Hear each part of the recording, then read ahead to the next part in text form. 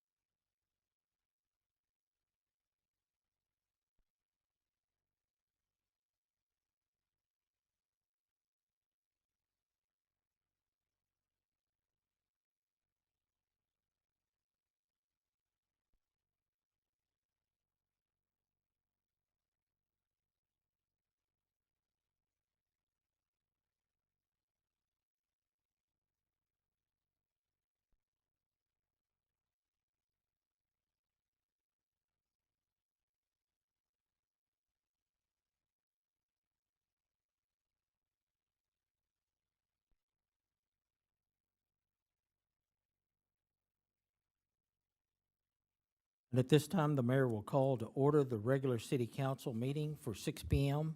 Tuesday, June the 6th of 2023. City Council Chambers, 201 East Nash Street, Terrell, Texas. We have with us District 3, Mayor Ronnie Velasquez, Mayor Pro Tem. We have District 5, Andrea Reese. The mayor's present.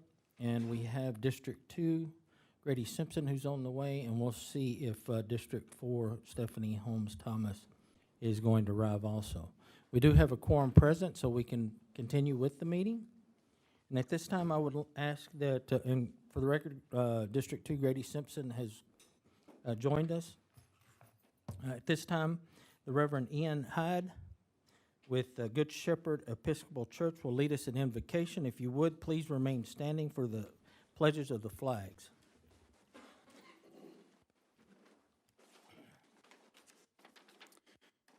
Good evening.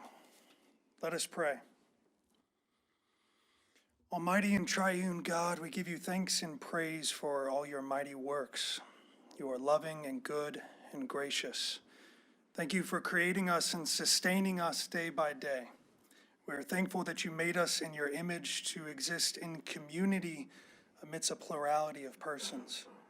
We also thank you for our city, for our elected officials, the businesses, the churches, the families, and the individuals that make Terrell the great place that it is. I pray for this council meeting tonight to give the council members wisdom and guidance as they deliberate on the items before them. May every decision be righteous in your sight for our benefit and for your glory. In the name of the Father, and of the Son, and of the Holy Spirit. Amen. Amen. I pledge allegiance to the flag of the United States of America and to the republic for which it stands, one nation under God, indivisible, with liberty and justice for all. Honor the Texas flag. I pledge allegiance to thee, Texas, one state under God, one and indivisible. Next on the agenda, and for the record, we do have District 4, Stephanie Holmes Thomas, Deputy Mayor Pro Tem, with us as well. This time it's mayor and council, community recognitions, and events. It's an honor to have someone who has formerly sat here and had to deal with city business over the years, as I have and as we all do, that can appreciate what city business is all about, what running municipal government means. So, as always, if we have a former mayor, which we do, Hal Richards, former mayor, welcome back to the council chamber. But it's not just that. Hal has held many titles.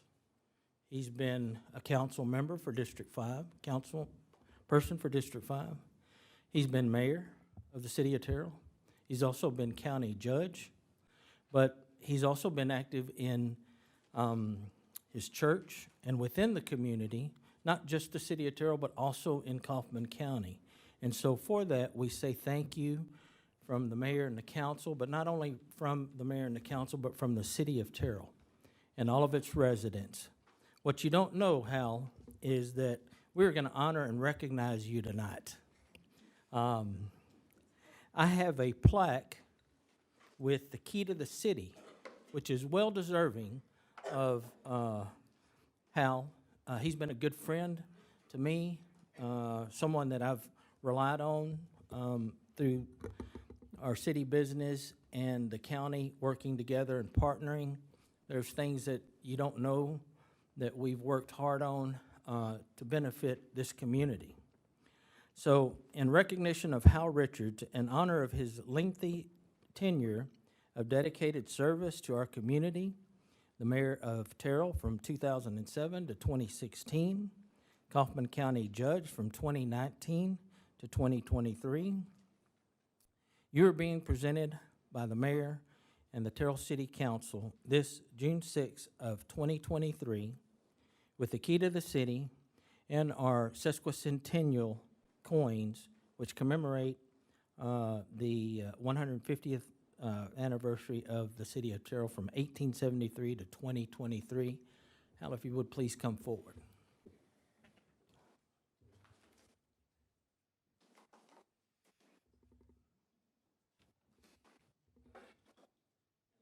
We surprised you.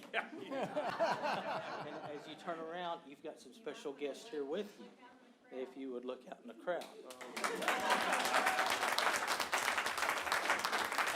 So thank you so much for all of your work. Well deserved. That's right. So if you'd like to say a few words, you're welcome. We had your priest who was involved in getting you here, and your family was working with us. So we've been wanting to do this for some time, and it just so happened that tonight worked the best for all of us. Okay. So thank you. Thank you. So go ahead. Hopefully no disruptions this time. I don't know how to spell subterfuge, but I do know that word. So I had no idea. So this afternoon I was getting, Christy came in and I had changed clothes. I was wearing blue jeans, you know, and a kind of crummy shirt. And she said, "Why are you all dressed up?" And I said, "Well, I didn't think you would want me to go into the city council meeting without, you know, wearing decent clothes." Anyway, I'm totally surprised and very honored. I do, you know, I do love this town and this community, and I'm so, I'm so, I guess, pleased that those of you who are serving here can continue the tradition of all the great things we've done in Terrell, and I think our future is ahead of us. Thank you very much.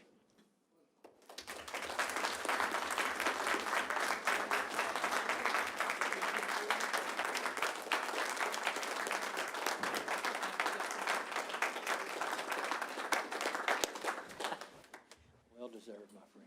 Well deserved.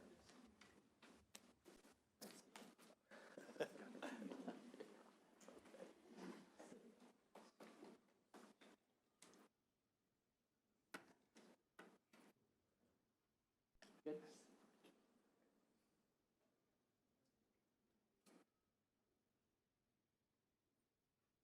So we're going to recess for a few moments. If the family would like to take some photos and exchange hugs.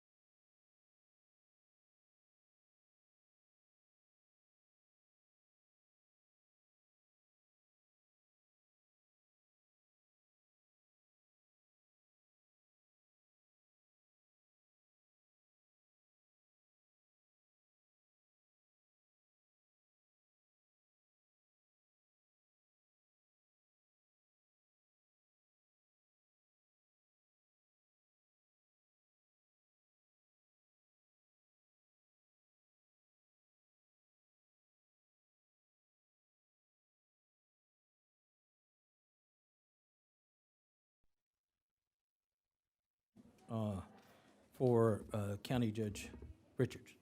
Yes, me definitely. Honorable Howard Richards was one of the ones who encouraged me, to come and be on the council. I never will forget that morning we was going to help the great Charles Gann, with his workout. And you came there to assist me to help him in the truck. And never will forget that. But one other thing that you always told me, or you said it actually one time, but you said it's a shame if you come into the council chambers and not have a tie on. And I remember one night you came, I didn't have my tie, so I was trying to hide. But ever since then, I always had my tie. But Mayor, former mayor's got some words at you, brother. Where's your tie? I know, right? I've been you're the accused mayor, of you can get being away Johnny with it. Cash tonight, believe it or not. Yeah. But just want to let you know that I've always watched you from afar as a young man and coming up all throughout school, and you've always been a model for me. And it's just great to see how you evolved and grown and continue to add value to your life. And it's a great path for me to follow as well. So congratulations on all the wonderful accomplishments and everything you've given Terrell. Thank you. You are. Drive on. Yes, sir. Anyone else? Now, my journey, this is really about how, but my journey to the council started, what is, maybe 20 years ago. Hal may not recall this, but when, well, he put together a young youth advisory council, and my sister in high school was on that council. And I can remember her coming home and talking about the fact that she got to tour Terrell State Hospital and did an activity with the kids that were there at the time. And it was only one piece of all the moving pieces that happen in city government and all the stakeholders that play a part.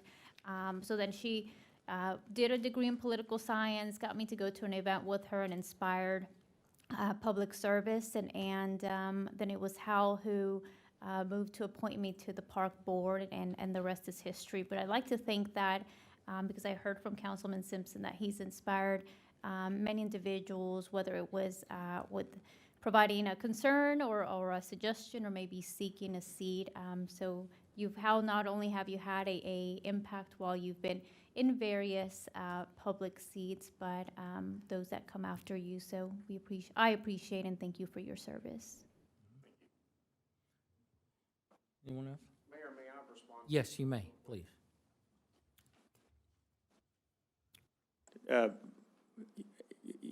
People have talked to me before about having a legacy, and I would say that if I have, in my role here at the city, or my public service role, if I have influenced anybody into the extent, something like both of you have said, and many, probably others, if I've influenced you somehow or another to become active and participate in the community, then you and those people are whatever legacy that I have. So thank you for your comments. Thank you. Now, one more comment that I have for County Judge Hal Richards. If y'all recall, back in 2020, when we were in the midst of the pandemic, COVID-19, it took great leadership from everybody involved in, whether it was the local government or county, state, federal. What I want to say is thank you, Judge Richards, for your leadership for the county in getting us through that time. None of us knew what we were going through. It was the first time for many of us to have to deal with something like that, the emergency orders that needed to be taken, and it can go on and on, list on and on. But we're very appreciative and thankful that we had you there as county judge directing all the other mayors throughout the county. So thank you for your service, and we appreciate all you've done. Okay. This is also a time for others to be recognized. I do want to say that today at the Ryder C. Hulsey Public Library, they kicked off their summer reading program for 2023. I want to thank Becca and all of her staff, all the vendors who are there that are participating. It looked like they had a good crowd when I was there at 5. And in addition to that, they're trying to get a teen advisory board together for the library. It's advice, advocate, and assistant with the city, and that's open from for teens 13 through 17, and I think you can do that online at www.hulseypubliclibrary.org. So if you know anybody interested in the ages between 13 and 17 who would like to serve on that board, please pass that information along. Does anybody else have any recognitions or comments? Yes, Mayor. Just want to let everybody know that we have a new business downtown. It's called the Screen Door Gifts and More. They did a soft opening this week, so they're only open from 10 to 2, and they're at 101 West Moore. And they have all kinds of wonderful, interesting things in that store. So I just encourage everybody to stop by and get to know this little business that's opened up. It's owned by Barbara Booth. All right, wonderful, thank you. Anyone else?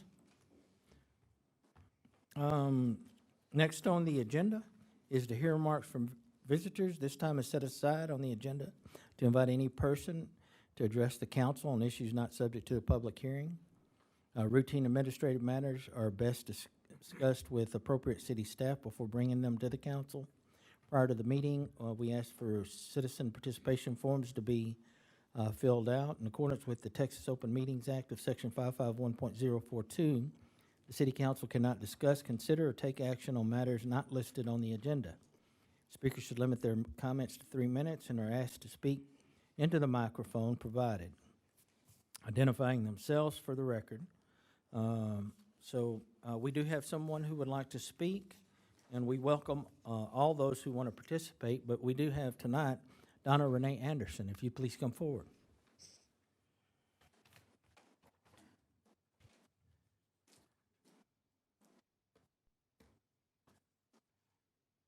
Good evening, Mayor, Council. I am Donna Renee Anderson,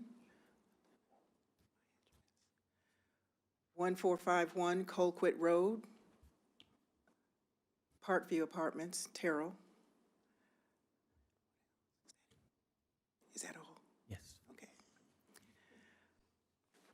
I am a proud voting resident citizen of this city. And I continue learning about city government. Lots to read. And I've become aware that most of my other residents are not aware of a lot of things that go on and how government runs. I have attended the Terrell Citizen Police Academy and am now a member of the Alumni Association, attended the Citizens University, Terrell Citizens, the City of Terrell University, and learned a lot more about government. So I'm not here to beat the drum or beat anyone over the head. I'm taking a break. But I would like to say communication is key. And the council members and you, Mayor, are the voice of the city. And I would ask that you all be a little bit more visible now that COVID-19 has left the building. Because people need to see you, hear you, and know what's going on. To that end, I have taken it upon myself as a graduate of these organizations and sitting on 2 boards to do my part in informing people about how to get more involved, to do less complaining and to do more participation. We don't have to agree. We can have a cup of coffee and get up and still not agree. But I would like us to do that civilly. So that's all for today. I don't know if I'll be back next week. But thank you very much. Thank you for your comments. Next on the agenda is adoption of the minutes. Discuss and consider the minutes from the regular city council meeting on May 30th of 2023. Is there a motion? A motion to accept the minutes as read, Motion to approve.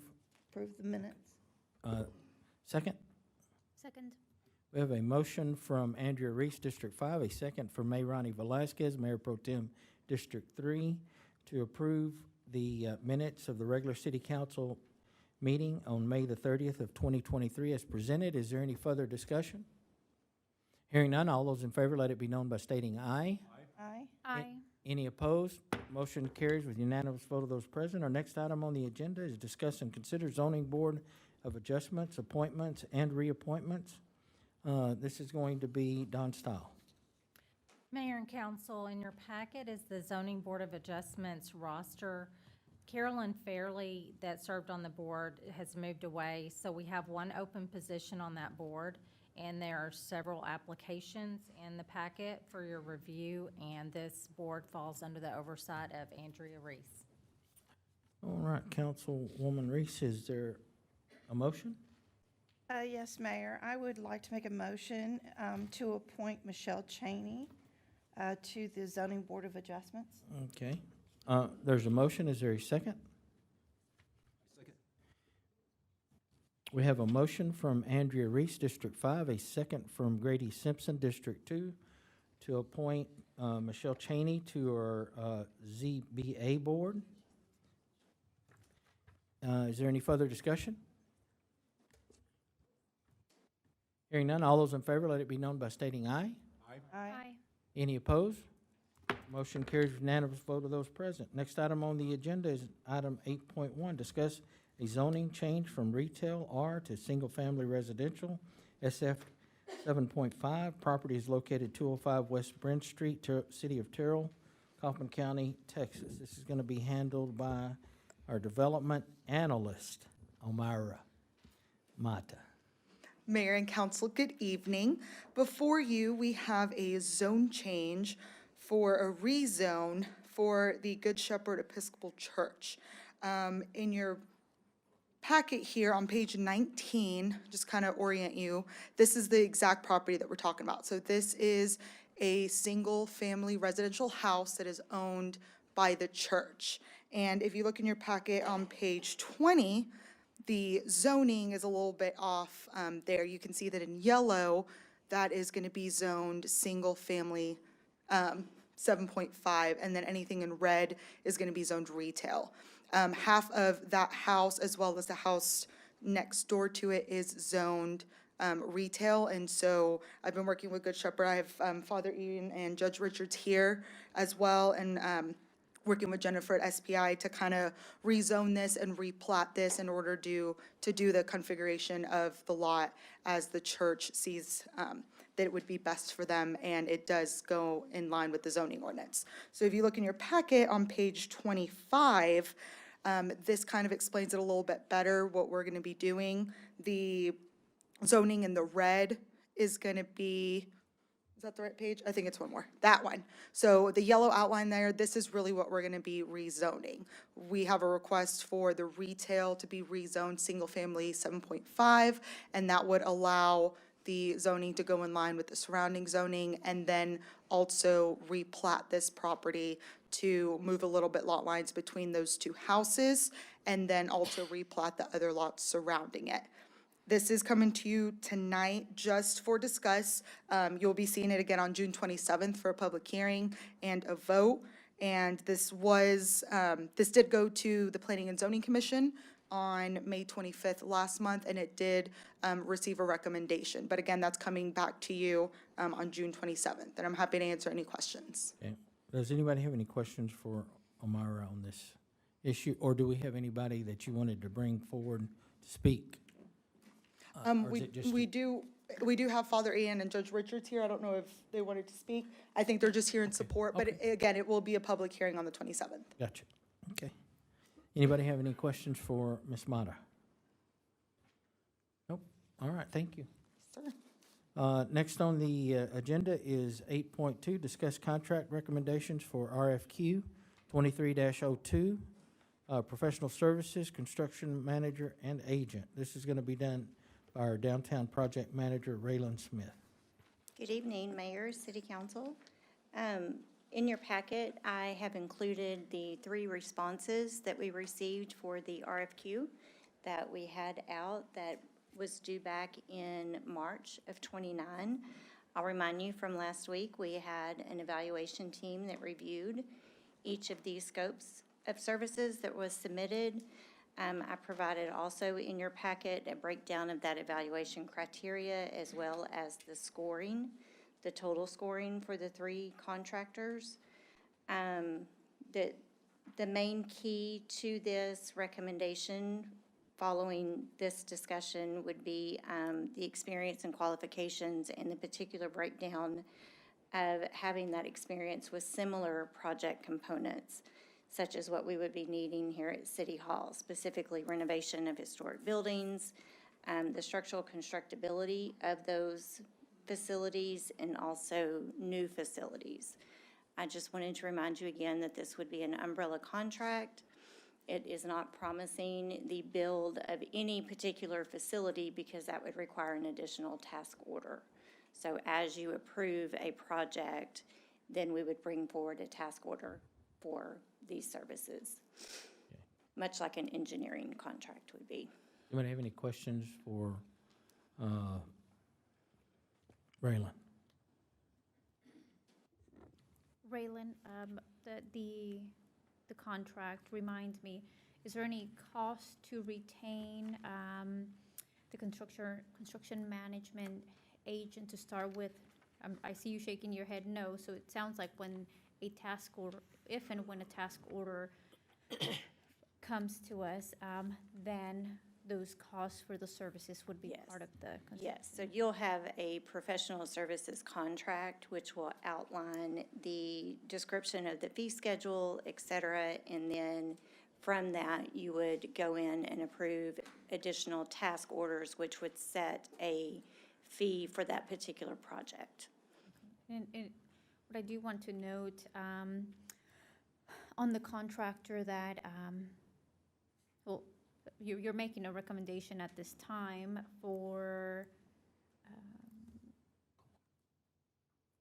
CORE. That was the scoring, yes, ma'am. And I did notice that when I compared the 3 different submissions that, just as the review team noted, that they had, seemed like more experience and a variety of experiences within city buildings, whether it was at a building or rehabbing city buildings, not just city buildings, but school districts and other public facilities. So Right. that's something that stood out when comparing all 3. Right, it was also clear that they had a lot of the public safety facilities that they had also overseen. So we felt confident in recommending CORE based on their qualifications. And this item will come back next week? Oh, no, 2 weeks from now? Yes. Thank you. Anyone else? Nope. All right, thank you. Next on the agenda is discuss award of bid for the North Central Texas Council of Governments Freeway Blocking Equipment Grant. This is going to be our Emergency Management Coordinator, Dustin Connor. Mayor and council, good to be here again. Thanks for having me. So this is a follow-up from a grant that we applied for all the way back in 2021 because it was a COG project that was a state project that was a federal highway project. It took a long time to get through all the stuff, but we were finally able to go to bid for it in March. We got all of our stuff together and sent it out, and so we had two people respond to it. One of them was J-Tech, and the other one was Bruckner Truck Sales. The trucks are very similar to each other, and all fall within the spec that we sent, and also falls within the grant guidelines for the vehicle. So the vendor that we chose was J-Tech based on pricing and their spec compliance. So. Anybody have any questions for, the grant amount was for how much? The grant amount was for $127,295. Or we just pay the difference? Yes, sir, Okay. we have some match funds. Good. All right. Anyone else? Okay. When we talk about match funds, are we paying all up front and then being reimbursed? And what would that be reimbursed, your reimbursement occur in FY 2023 or FY 2024? So we won't be able to submit for reimbursement until after the truck is delivered, and neither of these trucks would deliver before the end of the budget year. So it will end up being an FY '24 project. Yeah, and just for clarity, we did include ample funds for the local match to be paid in FY '23, so we'll just have to carry that over, and you'll see that when you see your budget for FY '24. So, yeah, and that's still a good buy for the city It is. with the grant money. Okay. Anybody else? All right, thank you, Dustin. Next on the agenda is discuss preliminary results of summer 2023 road project bids. This is our Director of Public Services, Glenn Caldwell. Welcome back. Man, it's been a while since you've been here. Mr. Mayor, Council, I get all the fun stuff, don't I?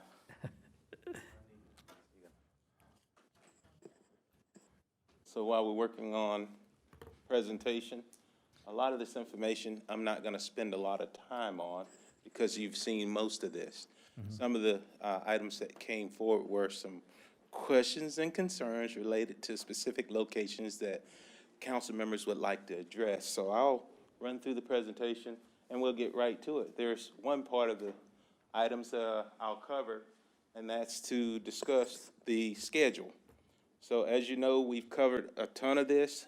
We opened bids on today, and the bids that we received were very favorable. Excited about the numbers that we collected.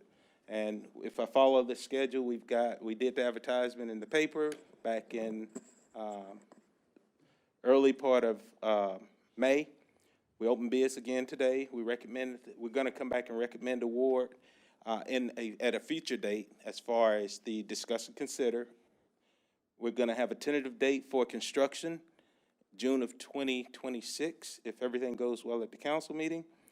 Tentative construction completion, we're planning on completing this project in August.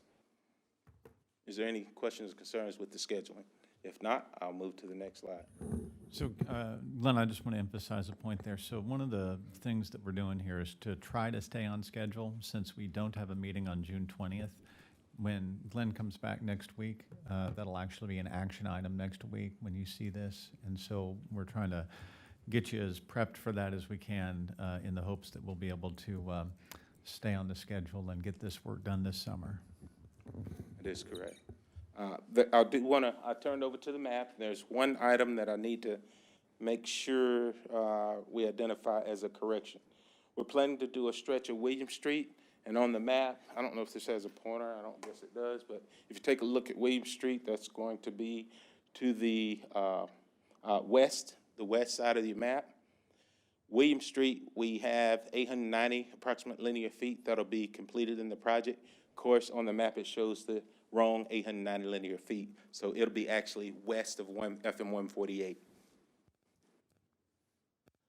Next slide shows the list of streets as you've seen in the past. Nothing changed outside of a few added locations that are identified in the alternate bid. I'm getting around that, aren't I? But we appreciate the effort. One of the things that I'll close with is this particular project. We are so grateful for everything that our staff, council, and the community bring forward. We couldn't have put all this together without all of you. And I can share with you, if council approve this particular project, I won't ask for any more money this year, at least for our streets go, because it's a big deal. That's the plan. So thank y'all so much for the dollar value. So just a little budget touch here. So there's a little bit over $1.4 million in the budget for this year's annual street maintenance program. And that's really kudos to council for setting that money aside, planning that. That's what gives Glenn the ability to do this. We can't officially announce bid results until we fully vet it with the engineering firm. But Glenn would be frowning and not smiling if there was a problem in that area. So we feel very positive about our ability to move forward here. And we'll just keep going through that vetting. What you want to make sure when you're doing your bids is that there's not a mistake by one of the vendors somewhere embedded in there. And so what you don't want to do is sit there and announce specific numbers and then say, well, sorry, we found out later on that they had an estimate wrong or a quantity wrong or a whatever wrong. And so Glenn and his team, which includes our engineering partner, SPI, are going through every single detail so that it'll be well vetted when you come back, and that we'll know that we can truly make an award of the dollar amount that we announce next week. But again, we felt like it was a positive thing, and it all ties back to really what y'all did last year when we approved the budget for this year, to put that dollar amount aside so that we could go to bid with. Remember, these are not debt funds. These are your annual operating funds that we can use to go out there and make many meaningful miles worth of improvements. So we'll announce the final mileage total, linear feet total, Tuesday night, and we'll give you that total. We'll give you all the information on the alternate bids. There's actually a fourth alt bid, which has to do with the sub-base on the streets we redo. That didn't show up on the PowerPoint slide, but that's an important element also. So we'll just be vetting through every single one of those things. And it is a lot of work, so I appreciate Glenn doing a whole bunch of work this afternoon on it. He and I talked about it earlier today, and I really appreciate staff's work on this. Anybody else have any questions or comments? Well, I would just like to thank Lim for all of his patience with my tenaciousness about the streets for District 5. You know, we all have things that we want done in our districts, and we realize that we have to give and take based on how much money is available. So I appreciate him taking time to talk through all that with me and putting up with my insistence. Always, Councilwoman, always. Yes, I recall when I said this story before, when you and I started talking about streets. I was a young council member at the time. And I said, well, man, we're going to get $1 million, you know, for our streets. And you met me that morning. You said, Councilman, it's going to cost $1 million just for the maintenance. And so I was humbled after I saw the numbers. But when I looked from the beginning how we had a company to actually drive every single road in Terrell to give it a grade, and then to see how all this accumulated to this point has been truly amazing. And it's one of the things that was really talked about a lot amongst our citizens about our roads and our streets. I remember going on Crenshaw, I stopped to take a picture of a pothole, and the neighborhood literally came out on their porch and started clapping.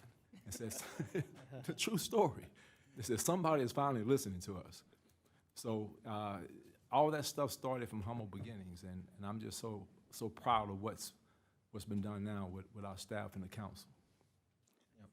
I agree with all that's been said. Anybody else? I have a question. When you look at the slide that's up, the fourth one on the list, New Hope Street, the no-name street, is that going northward? When it says Crenshaw Street to No Name? So if let's The go to no-name map. street there is the street that is next to the cemetery that's next to Breezy Hill Park. Yeah. Uh-huh. I was gonna go to this. Okay.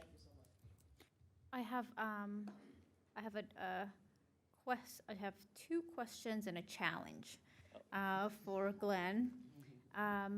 Bethlehem, from Crenshaw to Rose Hill Road, really appreciate staff hearing my feedback on addressing that section of the road for Bethlehem.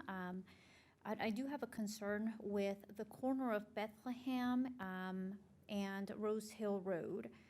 Water tends to hold at that corner, and I know we've had this conversation in the past with the work that's going to happen or before the work that occurs is there a way to reduce the amount of water that holds in that corner? We do have kiddos. While it's at a corner, we also have kiddos that use that as a bus stop. So I'd love for us to look at ways that we can improve that, and I'm hopeful that it can be done for, with the HMA overlay. Okay, so I can tell you exactly the location that you're referencing. The water in that area tends to want to drain to the west. And I do feel fairly confident we could spend some time, probably before we start this project, seeing if we can do some grading in the easement. The city has an easement adjacent to that we can hopefully get a little more of that water off of the pavement and moving a little more aggressive. It's a tough area, but we'll see what we can do, Councilwoman. I really appreciate that. And then I'll move on to the challenge before I get to the last question. With the, feel free to help me out with my wording here, because I know there's a line item where we could put more money in the budget next year like we did this past year. But when we have new homes that are being built in the lots and they're cutting into the pavement, and then we're having to go back in and fill those sections in. There are certain areas of the community where we have more vacant lots than others, and sometimes there are multiple vacant lots on one block, or 2 or 3 continuous blocks, and so when you go down the street, although our contractors may have helped to address those man-made holes, over time they tend to sink. So I would challenge us and to see if, as we look at the budget, if that's in a way that City Council can support, but how can we do more continuous improvement on how we address those projects, those man-made holes, as we have and continue to have more around those empty lots. So that's a challenge. And then lastly, the potholes, I'm assuming when I looked at the presentation, let me be a little quicker here. The contractor, is it the contractor's responsibility or the city's responsibility to address potholes before they do the HMA overlay, or are we confident that the contractor will address that when they do the overlay? The potholes, everything prior to the overlay will be addressed through our level up process. So the contractors will go out and do level up prior to our overlays. Okay, perfect. Thank you. And it'll be in the contract. Anyone else? And this will come back to us next week? All right. Yes, sir. Thank you, Glenn. Next on the agenda is discuss renewal of Waste Connections contract. Again, this is going to be Glenn Caldwell. Again, Mr. Mayor, Council, you guys, for the most part, have gone through. I won't go through the whole presentation. I have with us tonight, we have Brad, Matt, and Will from Waste Connection Lone Star. And I'll just briefly go through, and we may have an opportunity for these guys to have a few words tonight. But again, these guys have been with us for 17 years or longer. They provided a very excellent pricing to the city of Terrell as far as service. The recycling process that currently we're implementing, have already implemented, is they providing roll-offs to our convenience station at no cost to our citizens. And those opportunities to utilize those are between the normal city convenience station hours that you see on this particular slide, which is Wednesday 9 a.m. through 4 p.m. and Saturday 8 a.m. to 12 p.m. Again, they are offering up an app that allow our citizens to ask questions and receive alerts. And overall, the app has been very favorable with other cities as well. There's some additional language that you'll see in the amendment, which we're going to classify as amendment number 10. There's exclusivity language that allows us to have some enforcement. So therefore, if an entity contractors bring in or developers bring in dumpsters that are in violation of the agreement, that we're bringing forward, then we will have an opportunity to address that issue legally. A couple of things that were asked for council. We try to take great strides in providing all the data as requested, and that information is included. We also included a little information from one of their competitors that literally sent a correspondence. The first one is the comparison pricing from other cities. You've got the City of Terrell rates, you've got Heath, Rockwall, Seagoville, and Rowlett. One of the things I'll say about this particular slide is I often hear a lot of conversations related to how expensive our rates are. Even in this slide, you'll see that our rates, even for the roll-offs, is far less than many other cities. And as well as the commercial numbers are lower than other cities around us. Again, I want to elaborate on this. This is just a feel-good to give me confidence and assurance that this is something that would be great for council to consider. Next slide is the staff recommendation. Our recommendation is for our current service to be hand collect 2 times per week at a rate of $15.22. The same services will, with changes and price will be outlined in the 10th Amendment, as well as a 7.4% increase to the rate and commercial and roll-off that'll go to our service provider. Future options we'd like to always leave on the table is if council so choose or to go with a cart, we want to make sure that's information available, whether it's once a week pickup or twice a week pickup with the cart. Again, here's the focus on the 10th Amendment to address the renewal of the contract with Waste Connection Lone Star, which will expire February of 2023. Again, we're setting this for council during this year. This will extend the contract to 2028, January of 2028. We will expect a 7.47% rate adjustment for all lines of business to the provider. This is a discount of the 9.35% DFW CPI, Consumer Price Index. One of the items that I want to focus on this slide is the very last bullet. The current rates of the CPI by a percentage of change over a 12-month period, most entities will accept and allow their service provider to raise the rates according to the Consumer Price Index.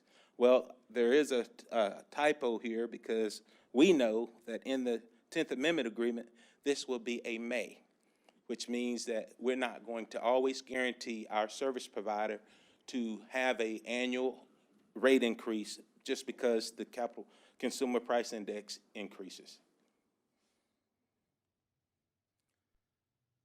Again, the commercial collection rates, obviously, they're governed by the city through charter. All fees are done on contractual basis and approved by council ordinance 2850. If anybody wants a copy of the ordinance, I did bring and make copies for all of you for reference. No public hearing will be necessary for franchise fee process. Okay. Again, you guys have seen this slide. This is as of February 2019. That's our current state of our commercial rates. And that's the roll-off rates. You've seen this before. And now getting over to our resolutions. So the first resolution is associated with the extension of the contract. And this will, I can get down through the whereas because all that is just a continuation of all of the agreements we've had over the previous years. And what this would do is would ratify the 10th Amendment of the contract to the City of Terrell Waste Lone Star. And if council does approve, we also included in this an attachment A, which will show, be the actual 10th Amendment. So this document will need to be executed. Again, I know you've saw this before, and I think one of the core items, unless Mr. Sims wants to chime in on something, is you'll see the verbiage where we talked about the exclusive franchise hauling. That'll change. And as well, the other item that'll come forward in this particular agreement is the penalty. And you'll see that a little bit later. Okay? And there's your Exhibit A. I know it's a little hard to see, but with this Exhibit A, the rates for our service provider are identified if the action is approved, if the 10th Amendment is approved. This will be the new rates for residential, commercial, and roll-off, along with carts as well. And this is the rates that you'll see we'll have to pay the service provider. Oh. I think I'm frozen. I'm frozen, don't I? Oh, okay, okay. So, Yeah. okay, so, Can I just say, we're going to help Glenn out because we got one piece of paper that kind of got left out, and maybe one of these is a little bit on the older side. Go back over to just the, let's let Dawn pull up a different one here. So process-wise, here's what's going to happen. You're going to get a resolution and 2 ordinances all at the same time. The purpose of doing that is that the contract says you're going to do certain things with your ordinances. One of the ordinances is the issue about enforceability, to make sure that we have the right enforcement teeth on the exclusive side of the contract. That's a really important thing for us. And then another one is setting your rates for next year. So you don't want to sign a contract with your service provider saying that the rates are going to be a certain thing, and then not also pass your rate ordinance establishing those rates.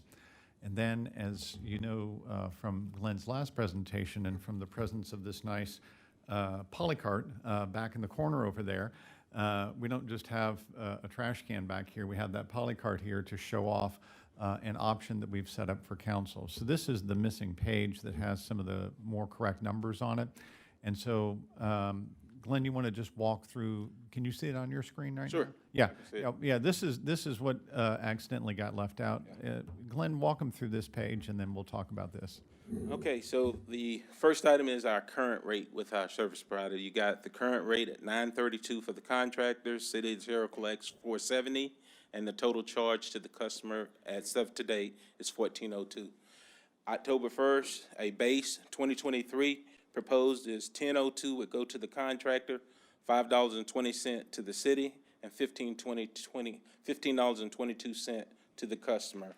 If we went October 1, if council so choose, once a week pickup with a cart, it would be $9.32 for the contractor, $5.20 for the city, and $14.52 for the customer. Twice a week pickup with a cart, $14.02 to the contractor, $5.20 to the city, $19.22 to the customer. So that lays out the prices. Right, so the option for council will be, when you see this back on the agenda again, you'll have a resolution that allows you to approve the 10th Amendment. And you'll have an ordinance that locks in the rates on October the 1st, 2023, will be what's shown here as base, okay? And then you'll also have a provision in your contract that says that if council wants to, they can give a 6-month notice, which you could do immediately, or you could just wait a year, or you could never do it. If you wanted to, you could move to the carts once per week, which means everybody who has a residential address would get a poly cart matching that large size over there that even Glenn Caldwell can hide in there. That's a very big cart, okay? So that's a cart once per week. That actually brings that dollar amount a little bit lower in terms of impact on the residents. And then you've got the carts twice per week option at that $19.22. Once per week means they're going to rejigger all of the pickup zones, and there'll be, some people will be on Monday, Tuesday, Wednesday, Thursday, Friday. There'll be 5 pickup days, and there'll be 5 zones in the city for residential pickup. That's what the 1 cart per week option is. the cards twice per week. We'll keep the same schedule that we have in place now. And all of these come with all of the bells and whistles that we have with our trash pickup service right now. So and then the final thing you would see again is the ordinance implementing the penalty associated with the exclusivity, because we really need to put the teeth in the exclusive side of the contract, and that will be there for council consideration as well. So Glenn, this is probably the best place to just pause and take any Q&A that council might have on any part of your presentation. So, does anybody have any comments regarding the choices? My opinion is that we stay current, and thank Glenn and Waste Connections for doing their best in keeping the costs down for our residents. My suggestion would be if you want the carts and move to 1 week, get out in your district first and see if that's what they want before you recommend that, and then the difference in the pricing.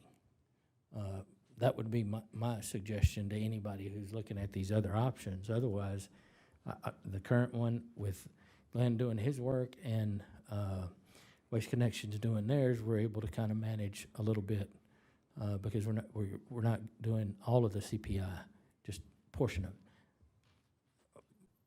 The argument, I think, that I've heard in the past was that rather than having trucks on the streets twice a week, you only have them once a week, right? On some of the streets. But on the other streets, you're going to have them there 5 times a week because they're going to be delivering to our city 5 times if you go once per week, right? Am I correct on that, or is that wrong? No, it's not every single, they won't be on every single street. Right. There'll be zones, so they'll focus on one part of the city, zone 1, 2, 3, 4, and 5. So the trucks will only be in a particular zone 1 time a week. But coming in and out of the city, they would be on that The one main 5 times a corridors, yes, sir, that is correct. Right, okay. So, I mean, just, and this is discussion, so this is time to speak up. I know for District 5, I had already, after your first presentation, kind of went and talked to a bunch of people, and by far, everybody wants to stay with our current style of service and not go to the containers. I like being able to have it as a possible option for the future if we decide to change our minds and go that way. But I think right now, people are concerned about saving money and that they're pretty, overall, I'd say people are pretty happy with the service that is provided. I do have a couple of other things though. On the recycling and on the app, we really need to get that communicated out to people. I think that would help a lot because there are times that people talk about, you know, for whatever reason, their house was missed. And so my understanding is they can kind of use the app for that too, right? That's correct. They That can. would make things easier and more direct. That's correct. The app is not active to date. We've been working through the council action before that Yeah. goes live. Yeah, Right, so I but it will think be. that would be a good thing, and also that, you know, helping people be more aware of how the recycling works and what the timeframes are for being able to take recycling out to the collection station. And then are we gonna talk more about that, what exactly is gonna be in that exclusivity piece of it, and what that would look like? Yes, ma'am. We can talk about that real briefly. The benefit of that exclusivity is to make sure when other entities bring their dumpsters into our community, we can recognize it and we can assess a penalty. The loss for the city is every time a dumpster that is not provided by Waste Connection, we are losing revenue opportunities. And it's not a small dollar. Right. So that's at the end of the day, that's the summary. We want to make sure we capitalize on every dollar that we can collect to benefit the citizens of the city of Terrell. And as long as we allow other entities to infiltrate and take dollars out of the city and not contribute to the city, that's a huge value loss. Right. Can I add something to that real quick though? But it's also the partnership that we have with Waste Connections, right? We're helping them with their service to the city. and when we allow others to come in, they're taking business away from Waste Connections, who's working hard to keep our residents' costs down. So That's correct. So it's, They are. it's watching each other, or helping each other through this process. There are gains in the revenue, but it's also so that we're not bleeding out to other businesses that aren't doing business with the city of Terrell. Well, I think, talking to some of the business owners who have in the past may or may not have been violators of that, their biggest concern was that when they call and say, hey, my dumpster's full, I need a replacement, that the dumpster is taken away and one is not left at the same time. And especially for businesses that are demolition or construction related, that can cause a delay in services. They're having to pay people to stand around and do nothing until they can get another bin in there. So I would really like for us to be sure that, and it makes sense to me, that you would bring an empty one and leave the empty one and pick up the full one at the same time, and that's gonna help reduce that. I respect what you're saying, Councilwoman, but I can share with you, in that industry, there's no guarantees any entity is going to be able to meet that expectation, one. Two is, there are instances when there's needs for dumpsters to be picked up prior to schedule. So the provider's not gonna always have a dumpster on hand or on the truck when they're trying to be courteous to assist that entity. So there's a give and take every direction. I'd love to be able to say to you, yeah, we can fix that. It's going to be perfect, but I would not be telling you the truth. I'm sorry. So, but we're definitely working through all of those concerns that you brought forward, as you well know, and I don't think there's a business in Terrell that has not been able to call my cell phone and get the results that they expect immediately, because if they can't get in touch with Waste Connection, I can 24 hours a day, and I do that. I get calls from businesses when we have those situations, and they address them immediately. And I can see that that app might be useful in that, is if they can kind of see ahead of time, oh, hey, we're probably gonna fill this up in the next day or two. Yes, ma'am. Let's just go ahead and send a message over to get it replaced. Right, and I'll add to that, and I'll close with this on this particular item. One of the things we are in discussions with Waste Connection is to have opportunities for staging, because that would also help the city as well, because we don't have the truck traffic as much if we've got a place to stage and store. So we're gonna have some discussions about some opportunities that may come forward to stage dumpsters. Next. Who else has some questions? 3 Waste related. 3 points again. So far, what I've heard from District 3 is that they prefer twice a week. Of course, no increase in any services that we offer. And that I have a question for Glenn or Gentleman Hill from Waste Connections. I hear we have the app that's coming. Not everybody is tech savvy. Is there a texting option? I know we have a phone number that our community members can call, but is there like a texting option that they can just text and here's a picture, here's my address, it was missed, or my trash can was thrown into the trash bin and they took it, or it broke when it fell back down, when they threw it back down, you know? Good evening, Mayor and Council. My name is Brad Wainscott. I'm the District Manager for Waste Connections. As far as the app, as far as texting goes, text someone directly, we do not. We have any email access. You can text through the app. That's the nice part, right? So if you have the app, it's the same as you open up and you type into it and you hit send, right? So that it communicates directly with us. So we don't necessarily text through cell phone, but there is text through the app. So as long as you can download the app, it's like your text messaging. And then it gives us the ability to, and this is something that's happened recently in the past few years, right? We've all had the freeze situation where it delays services, and it's easily, those kind of items, it's great for us to be able to communicate with the citizens to say, hey, we're delayed, and we don't know what's happening day to day. So a lot of times I'm sending emails to Glenn, and he's communicating with everyone. It makes it easy for us to send out to the residents so they know right away, hey, I don't need to worry about messing with my trash today. It's gonna be tomorrow. So that's the positive for it. But it is like a text, to answer your question. It is, if you can just download the app, it is very text oriented. For my without me having to search my notes for the phone number for those folks that will most likely not be downloading the app and need your service, need to reach you again, what is the best phone number for them to reach you if they have a concern about trash being missed? As far as our phone number? Yes. Let's see, I gotta have it somewhere. Right on my card, right here. Matt probably knows it by heart. It's 972-289-6714.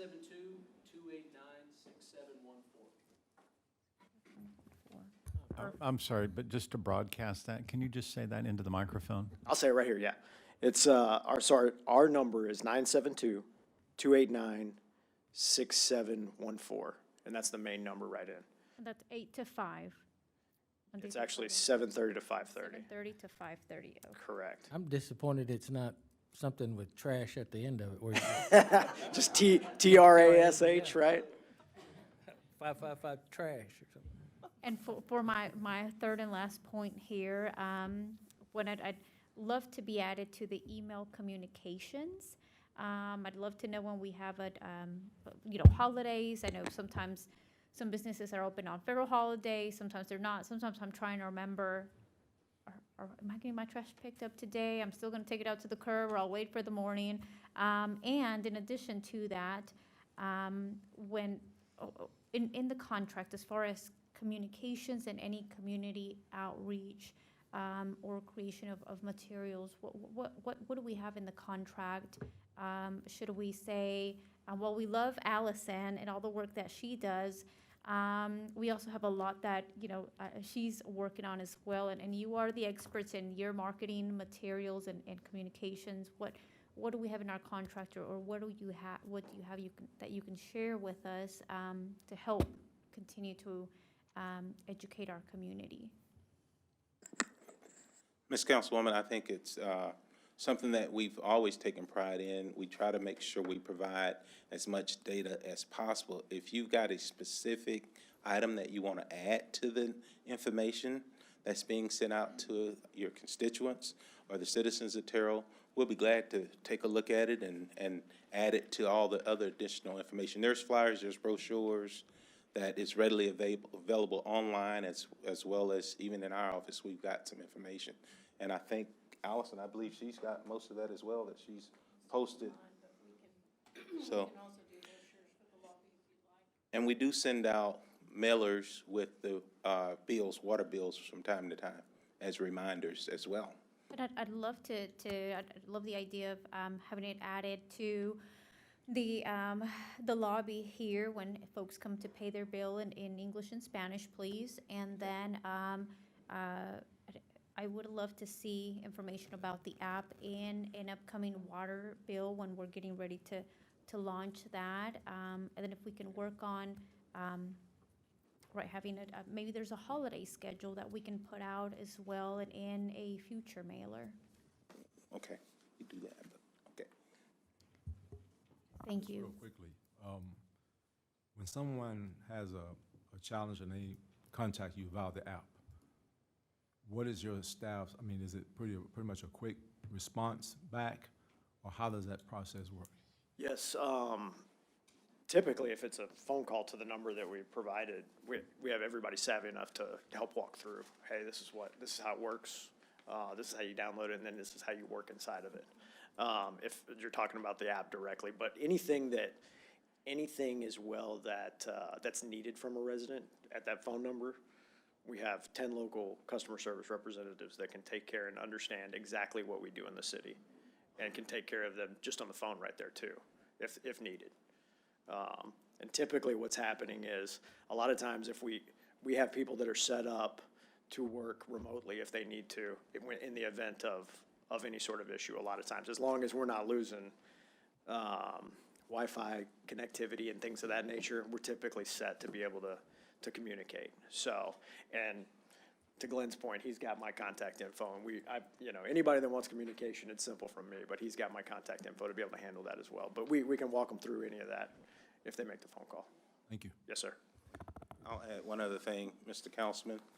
The beautiful thing about our department and the city of Terrell, we are also the support of the citizens. So every citizen has the option to feel free to call the 972-551-6614 number, which they do, and we follow up immediately. We don't let those situations lag. Yes, sir. District 4 likes the idea of twice a week pickup as well. And we know there's a small increase based on the services we've been getting, and we're happy with that. Thank you, Kathy. Good? Thank you, Glenn. Appreciate it. Next on the agenda is discuss Paddock Board Budget Planning. This is, again, Raylan Smith.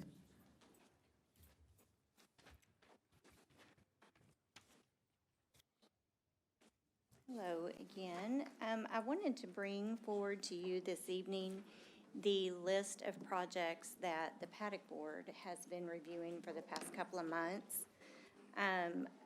You know that I brought forward, to you last week the lighting project, and I also wanted to bring to you this week today the complete list of projects that they are considering, because they're meeting again on Friday. So I wanted to kind of go through this list, explain what a couple of these projects are, and then that way if y'all have any questions or comments that I can get back to Paddock, or if there's any additional information that you're going to need as these projects come forward. Do know that this list, it's not all-inclusive of everything that you may see later in the strategic plan. These were just a few projects that they had us get some pricing and some of their ideas down. They will be looking at, will these be items that they would want to move forward in fiscal year '23, or if they want to plan these out throughout the strategic 3-year plan. So as far as security, we did give them some options of replacing some of the light fixtures downtown, also adding to the police department's flock camera system. We counted out possibly 12 areas that would cover North Alley, South Alley, and a couple of different spots along Moore. We have the downtown parking lots. This would be the design and construction of the 2 Virginia lots, and as well as the landscape for those areas. Definitely putting some money aside to continue the work on the Complete Streets project. So this would be whenever we have a good plan moving forward, coming out of TxDOT's office, that they would have funds budgeted to allow us to move into environmental clearance and continue to pay for those design services. There you see the downtown rooftop lights. One that I'm really excited about is the downtown building code and preservation. This is actually an assessment that would be completed by our architect, Mark Thacker, for our historic buildings. I provided a copy of the City of Ennis Building Code and Preservation Assessment, just a single page that was in your packet. It's the following page. And what this assessment will do is give us a full inventory of the buildings within our downtown cores. So we'll just be looking at between Rockwall and Virginia. But you look for the existing, what types of businesses are in these buildings, square footage, what's the construction type, what kind of condition, what would be the rehab requirements if there was a new tenant to go in there. Definitely you would have inventories of who has grease traps, who has, certain things available within that building which could change the possible potential use. And then we would also have some recommendations for any immediate action for leasability. So if we have buildings that have been sitting vacant, or if we have buildings that need work to have a new tenant move in, we have a good pool of information. These buildings have already been looked at by the architect, and then this would also help the Paddock make decisions when it comes to their grant process in the future. We've talked a lot about the current facade grant and how the major concern with our downtown structures is the actual construction itself.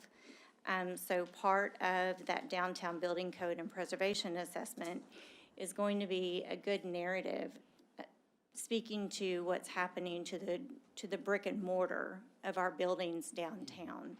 And so I'm hopeful with bringing some additional information to y'all in the future about the Main Street program and also different programs with the Historic Commission, that we could actually start applying for grants to get assistance with our brick and mortar of our existing buildings. So it'll feed into that and allow us to have a strong narrative for those grants in the future.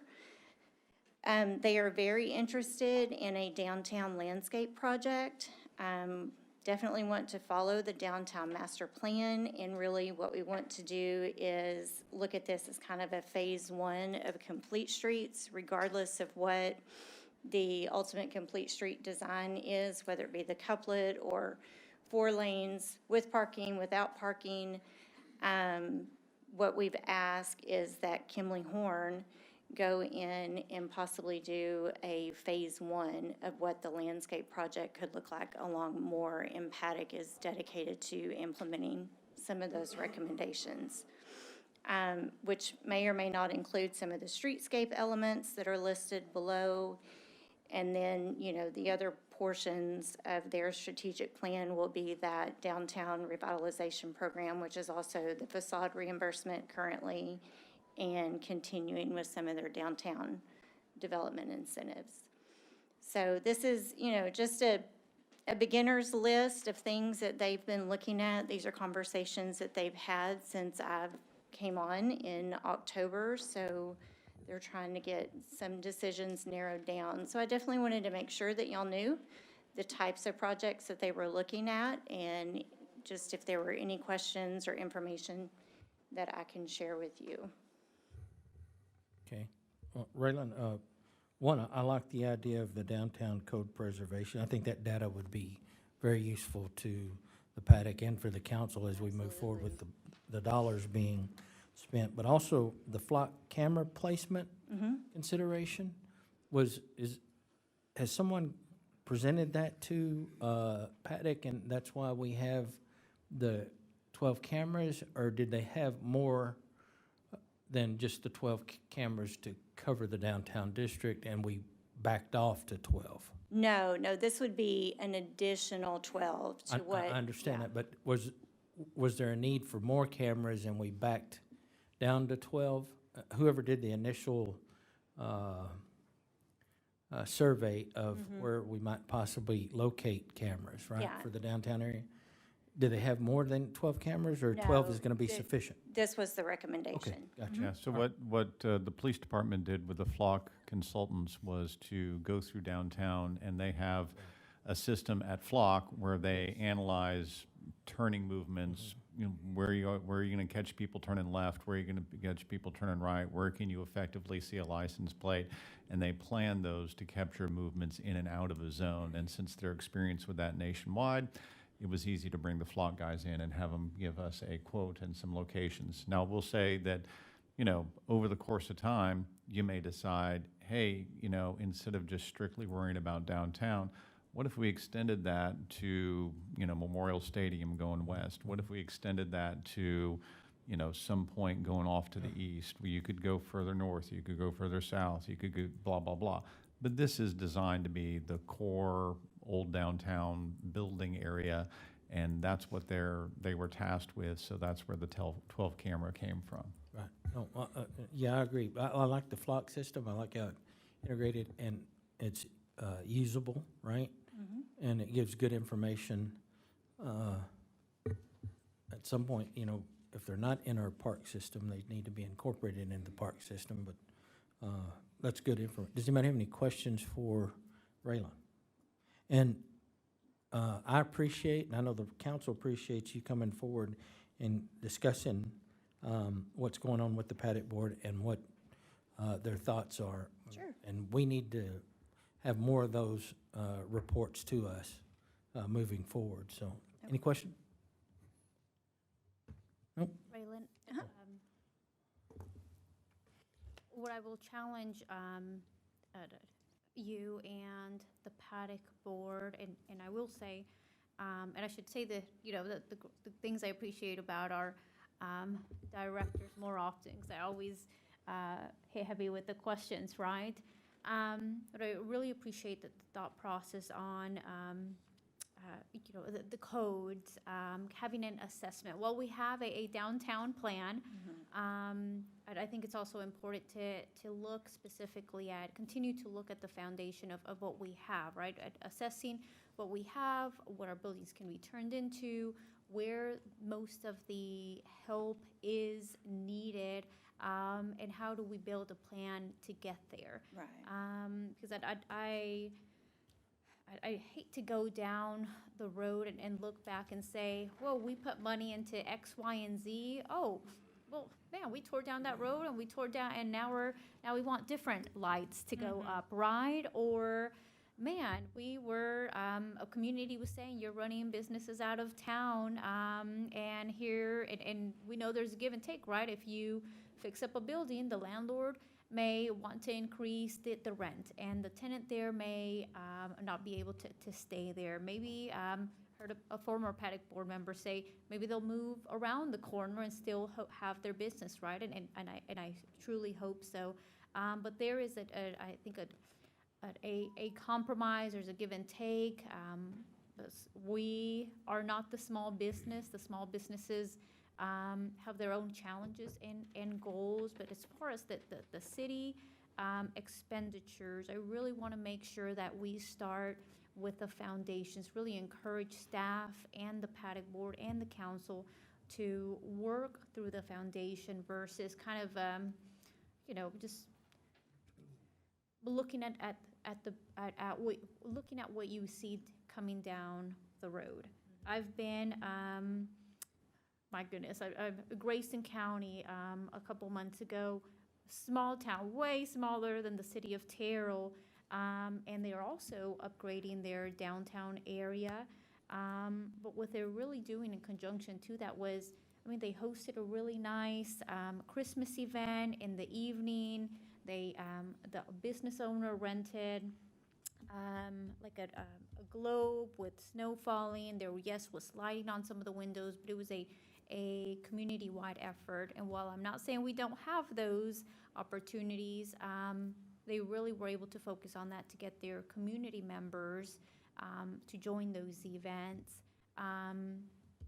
So they're doing it hand in hand. So I want to caution us to have some compromise, but also look at the foundations and following the plan before we, what do people say? They put the horse before the buggy, and then it takes off.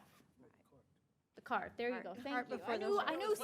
I knew somebody, it's not something I grew up saying, so I knew somebody on council would know. Knew exactly what you meant, yes. Did you want to?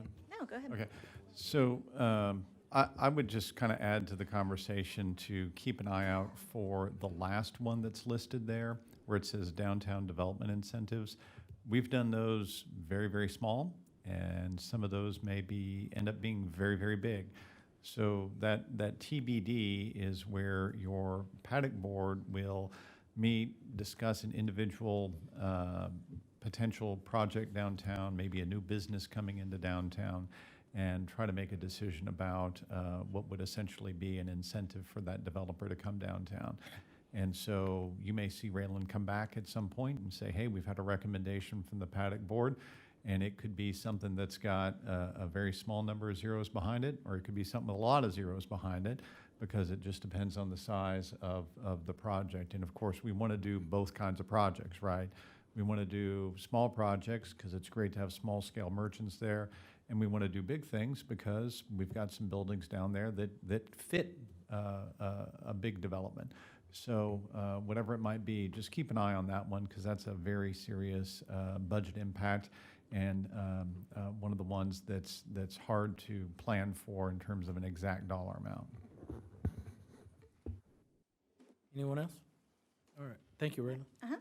Next on the agenda is discuss agreement for professional services for upgrade to West Side Pump Station. This is our Director of Utilities, Mike McKeska. Okay. Good evening, Mayor and Council. This, got a little presentation here that's going to talk about a little bit about the history, show some pictures, high level of view of scope. and then we'll talk a little bit about why, I guess. So, oh, I've got this, sorry. So the history of the pump station. So this station was built in conjunction with a contract to purchase treated water from North Texas Municipal Water District.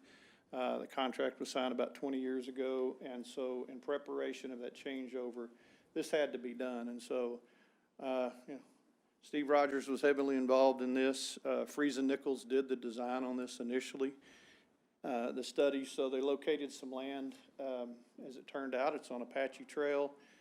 It is our single take point from North Texas at this point.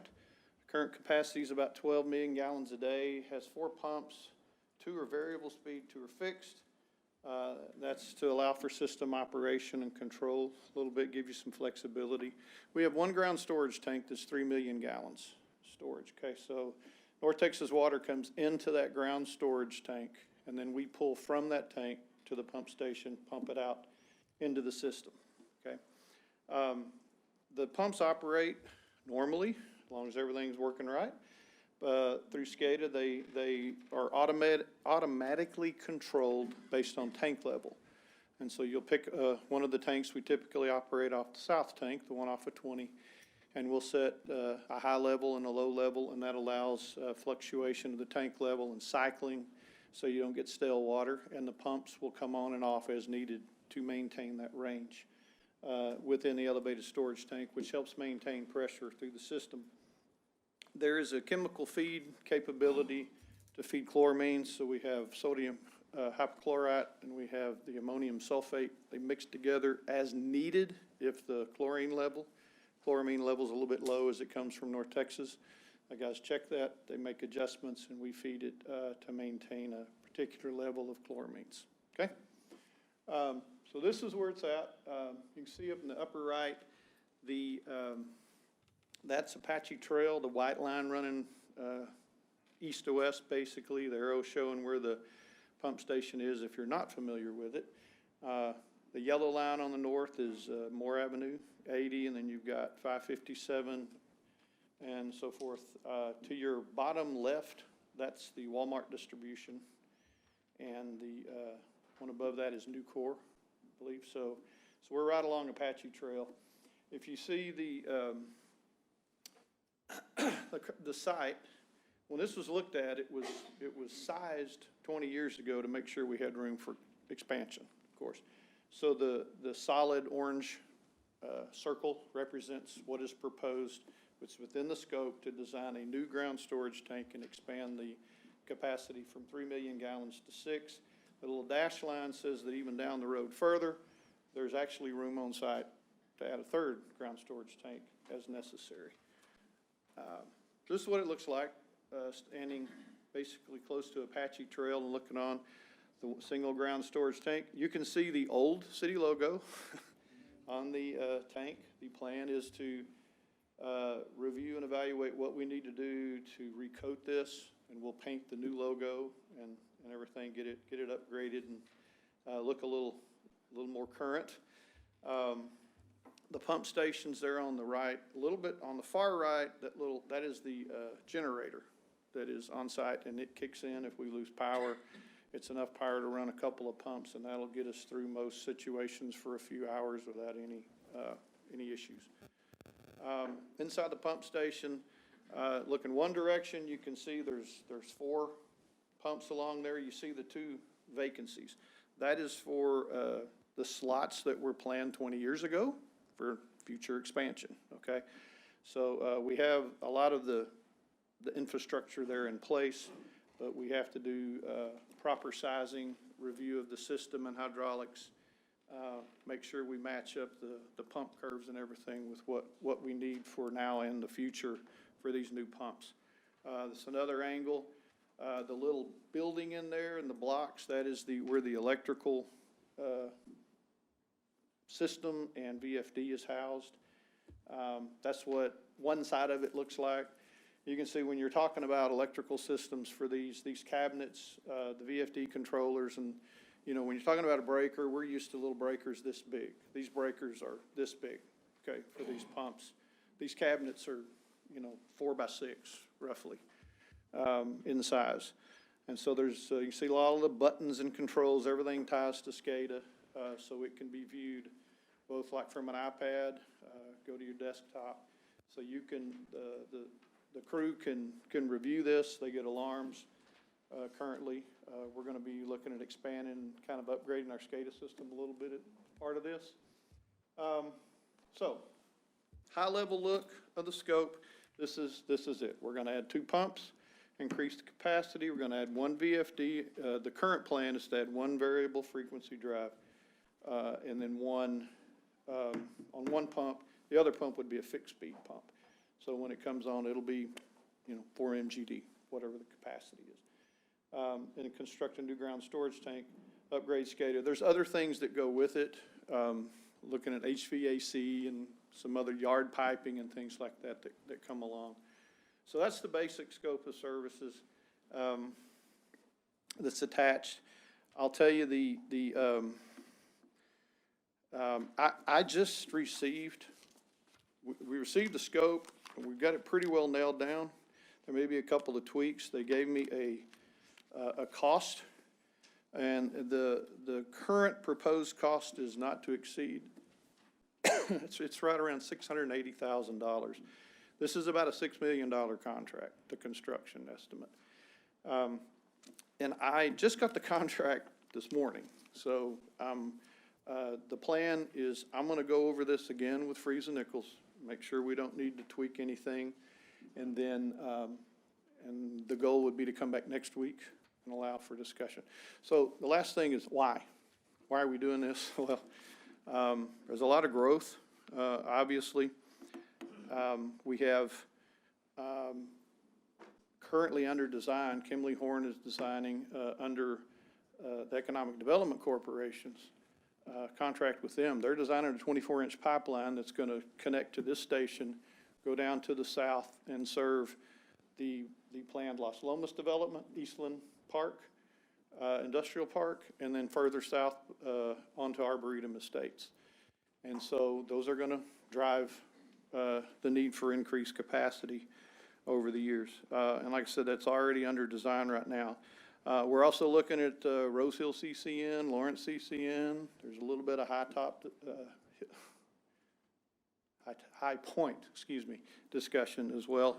There's and further north, we're still in negotiations and back and forth a little bit with McClendon Chisholm. So there's a lot of growth that we see coming. It also plans for future peak loads. We're staying ahead of the game is the bottom line, staying ahead of the game. And the last couple of things tie into regulatory design requirements. There's TCEQ guidance and expectations that you have certain capacity between storage and pump capacity based on the number of connections you have in the system. Not just customers, but also ties to connections means apartments. An apartment unit can be 300 connections, not one.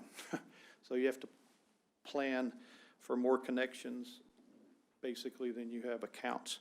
So that's an issue. And the other thing is, one day, we're going to renew the North Texas Municipal Water District contract, our contract with them. And in that, they have been, when they're renewing contracts, they are changing, reducing the peaking factor for the loads, how much water they'll send you on a day, just by a little bit. But that little bit, we need to plan for to make sure we have adequate storage in the system. Okay? So anyway, kind of a high-level look. I will be working with Freese to finalize this. I am hoping to have this cost a little bit lower than the 680. Okay, I want to work with them and see where we land. But that's where we're at. That's the reasons and the schedule. And so, if you have any questions. So I think for the council, as we plan and prepare for growth, and we want to manage it rather than be managed by it.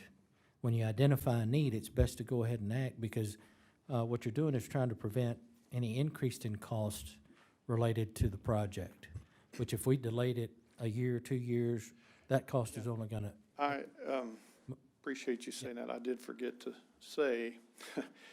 So how are we going to pay for this? Okay, this is one of the projects that was identified as part of the 2023 A and B loans that were closed in February. Okay, so the money is being planned. Yeah. And I forgot to mention that. And the schedule on this, I mean, it's going to take probably a good 8 months to design. You know, it'll take 2 years to build, so we're not going to have this increased capacity for about, 2.5 years, right?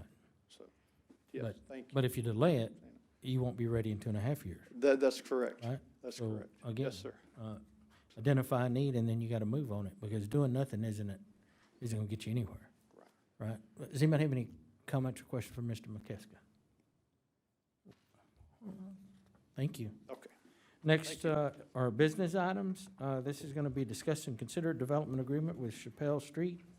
Is it Chappelle or Chapel? Chapel? Omara Mata. Chappelle. And is Chappelle French? Mayor and council, before you, we bring back the development agreement you guys saw last week. This is for the Chapel Street, for the three-corner lot over on the corner of Dixon and Chapel. I did go back after we discussed it last week, and the owner, Roxanne and Carlos, they're both here in support, and they did get me, per council request, some pictures of other houses they have done. I have two pictures here of two houses over on Brook Street that they are, that they built and they have completed here in the city of Terrell. And they also gave me a couple of other houses with pictures on the interior that they have done in other cities. So I'm gonna pass these out and kind of have you guys browse through them. Oh. These are all different, they're not all the same, so if y'all wanna trade and mix and mingle.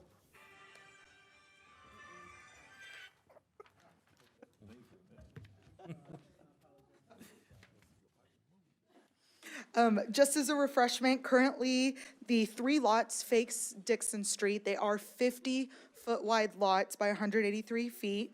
The developer would like to rotate them so they face Chapel Street. This will allow them to keep those three lots. They don't want to increase density and just have a 65-foot lot and two 59-foot lots. And this would allow them to, the development agreement, if you choose to approve it, would allow them to utilize this for a small decrease in the width of two lots. That would be just two lots rather than three, as well as a small decrease in building size of the home, so the size of the home fits on the lot that it's on. And it also includes an increase in brickstone requirement and a small decrease in building side, landscape enhancements, and other minor quality enhancements. As a reminder, a yes vote on the development agreement, it does allow the owner to proceed with the replat, and a no vote would allow the owner to retain the option of going to ZBA for the same thing. Omar, I think one of the main points we talked about last time was this kind of thought of, okay, when it's in its current configuration, due to the fact that this is not a square, this is a rectangle, in its current direction, you've got three 50-foot lots. When it's rotated, you've got a 64-foot lot, a 59-foot lot, and a 59-foot lot. So it's rotating it that increases the lot width because That of is the correct. shape of the land. So this is a, if you're approving it, you're making the lots wider lots. Correct. As they stand today, those are three 50-foot lots facing Dixon. To rotate them, they would increase in size on the lot width. That is correct. Lots will increase in size. Correct. Today, they are three 50-foot lots, so they're 50 by 183. So they're pretty deep lots. By rotating them, you increase the size from 50 to two 59s, and then one would be 65. So you, as today it stands, you have a smaller lot than it would if you were to rotate them to face Chapel Street. One lot, two lots is 59, and one lot is 65. That is correct, yes, sir. And just to remind you, the reason for that one being a little bit bigger there is because it is a key corner lot, so it does require a 10-foot setback from Dixon Street rather than just a 6-foot. And so that would allow the developer to build a house with a side entry garage and use that 10-foot setback to Access. do a house like that. Yes, sir. Anybody have any questions for Ms. Mata? What's the square footage of these houses excluding the garage? I believe the minimum square footage in the agreement for each house would be, These are the ones we went to 1850. that is correct, sir. The minimum square footage is 1850. And that's in your agreement, item C. From what I can see, these are not houses that are gonna, we're not talking about the lone houses, we're talking about, I mean, these are some nice houses that I. Yes, sir. They did submit some plans. I'll pop them up on your screen for you to have a visual there. This is kind of the layout that they have for one of the plans. You can see this is a side entry one, so this is one that's going to go on the corner. Side entry garage, and then they are going to be, that's the proposed house they're going to put on one of them. And then this is for the middle lot they're proposing, and then this is the third one for the last lot. They still look a little long. I don't know, to me, it would just be much better to have two houses on two lots rather than have three houses that have a long shotgun look, you know, all stacked there together. I mean, Absolutely. So today, they do have three lots that are 50 by 183. That's how the lots are platted today. So they would rotate them in order for them to have a little bit wider lots than they do have today. So they're not as big as they're proposed, but they are going to be bigger than they stand today. these are some nice pictures here. It doesn't seem to be like, this is some good work. But I would have liked to seen some pictures of actually what we have here on the graft, you know. Gotcha. Those are the pictures they were provided of other homes that they have done in other, in Terrell as well as other towns. Yeah, the quality is there, but it just still seem to be a little long. I mean, we have some of these houses in my district, and to me, it's just not a good look. That's just how I feel personally as a councilman. I know in my district, District 2, I wouldn't particularly want to see houses that has a long, you know, shotgun effect, and it's just not a good look. I don't know if you have any houses like this in any other district, and I just hate to see this be a pattern that we see, and we become known for homes that are long like this. I mean, the quality I can see is definitely there. To me, I just favor having these types, having a home that's on two lots rather than try to squeeze three long homes into, you know, three lots. So just like Councilwoman Holmes Thomas said, you know, small lots, small houses, medium lots, medium houses, large lots. You know, you can have, you know, big houses. I mean, it's just a better look when you have that. You know, I'd hate to see three houses next to each other, basically with the same long design. You know, that's just my personal point of view. But the quality of the work is there. I'm not questioning the quality. Anybody else have any comments for Ms. Mata? I want to be supportive of council member because this is, I guess it's really Ms. Velasquez, it's in her district. And I want to be supportive of you too because you're on the council. So, your mic on, Oh, is it not? or is it? Pull it down. Yeah, I want to be supportive of, So our comments right now should be directed to Ms. Mata on the project, and then we're gonna get into our discussion once we have once the questions have been put on the table. I'll hold what I say. Okay. Oh, you know what? I did have another question. Yes. Have you talked to the owners about maybe building 2 stories to get the square footage because of the issue with the square footage area is, you know, length times width? Have you? Yes, ma'am. So that's, half of it is kind of embedded into the agreement right now. So our minimum standard today is 2,000 square foot house, so we decreased that to 1,850. And then the second one, they came forward, and this is the house they're proposing to put on there as far as what they came forward with. I haven't approached them about doing 2-story or anything like that. This was just their plans as far as developing the property. I'm just thinking about the concern out here. So I just thought that might have been an option. Okay, thank you. What is some of the, like, one of the things I'm concerned about, though, is making sure that it fits in with the existing neighborhood. I mean, you don't want to put two big houses in a neighborhood that's more moderately sized houses. I can say, as someone who used to live in New Orleans, this is not a shotgun house. It's longer, yes, but I think that the style of this one and the layout, by having the garage in the front and then the other one with the garage on the side, helps that not feel like it's just a straight through shotgun house. And to me, I guess that kind of goes with, does it go with how the lots are? Can we go back to that other picture, like where it showed all of the lots? Oh, yes, ma'am. I know what you're talking about. Way over here. There, yeah. Because kind of looking at what else is in the neighborhood, it doesn't look like, it looks like that those will then be commensurate with what is existing if we turn it, right? So most of the homes in that area are 50-foot lots. So we're talking about lot 17, 18, and 19. In this picture, those, as they stand today, those are 50-foot lots. And if you look around, most, I don't want to say all of them, but most of them are going to be that 50-foot lot. So do you 50 know to 60, I would assume. approximately what the square footage is on like the house in, for example, lot 15? I would want to estimate about 185-foot depth, because that's what 17, 18, and 19 are. Don't quote me on that, because I don't have a survey in front of What about me. the house itself? Like square footage of the house itself? The houses, I could not tell you. I don't want to estimate it. Because it looks like it may be kind of that style too. I mean, just looking at, you can see the driveway, and so I was just wondering. From if an it was aerial kind of- photo. Right, kind of Yes, along ma'am. those same lines. So it's just, I like having houses that look like they belong all in the same neighborhood. Okay. Anyone have any more comments for Ms. Mata?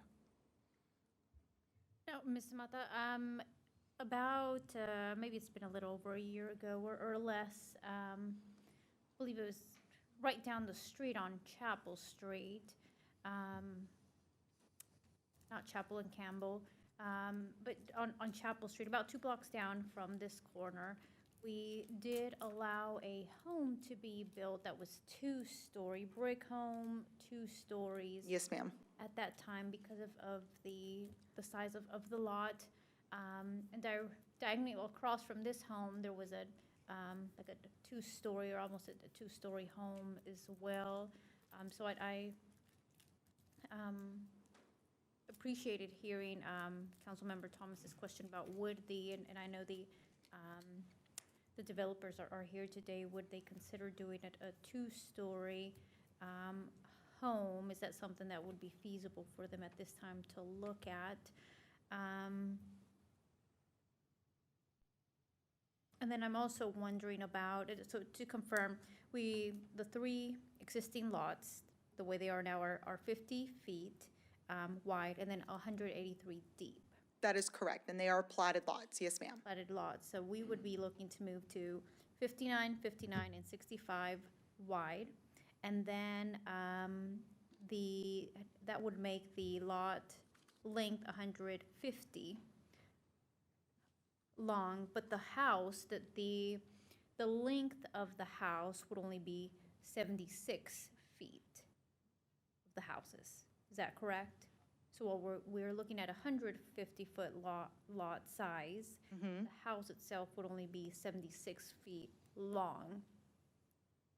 Correct, because you have that 25 front and rear setback, and so that would be your building space and 6 foot on either side as well. So that's kind of your building block that you have to build your single-family home.